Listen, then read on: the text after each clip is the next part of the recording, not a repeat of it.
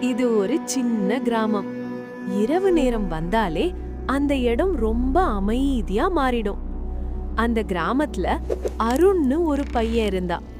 அவனுக்கு இருட்டு வந்தாலே மனசு கொஞ்சம் கொஞ்சமா நடுங்க ஆரம்பிச்சிடும்.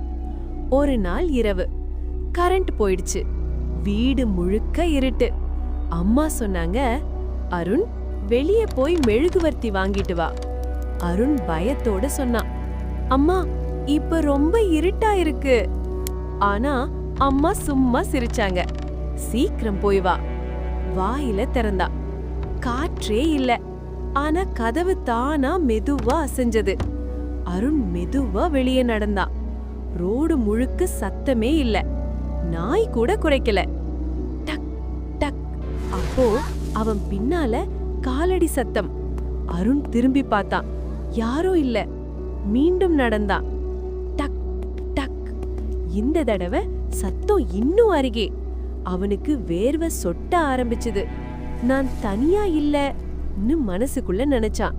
அப்போ மரத்துக்கு பக்கத்துல ஒரு நிழல் அசைஞ்சது. அருண் ஓட ஆரம்பிச்சான். ஆனா காலு தடுமாறுச்சு. அந்த நிழல் மெதுவா அவனை நோக்கி வந்தது. அருண் கண்களை மூடிக்கிட்டு கத்தினான், அம்மா!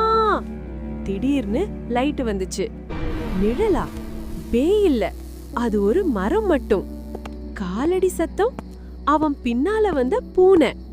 அருண் ஓடி வீட்டுக்குள்ள போய் அம்மாவை கட்டி பிடிச்சுக்கிட்டான்.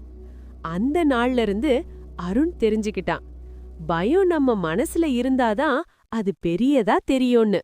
சோ நம்ம பயம் இல்லாம தைரியமா இருக்கணும் குழந்தைகளே.